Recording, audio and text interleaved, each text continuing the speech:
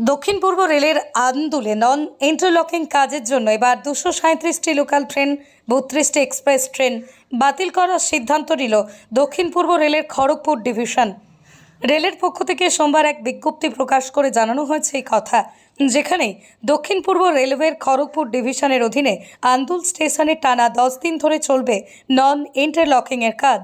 আর সেই কাজের জন্যই আগামী 29শে জুন থেকে 6ই জুলাই পর্যন্ত 237টি লোকাল ট্রেন এবং 7 ও 8ই জুলাই 32 জোড়া এক্সপ্রেস ট্রেন বাতিল করা হয়েছে।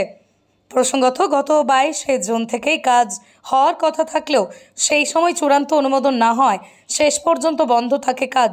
তবে সোমবার নতুন বিজ্ঞপ্তি প্রকাশ করে জানানো হয়েছে কাজের এই দিনক্ষণ। সোমবার নতুন এই বিজ্ঞপ্তি জারি করা হয়েছে দক্ষিণ পূর্ব রেলের পক্ষ থেকে।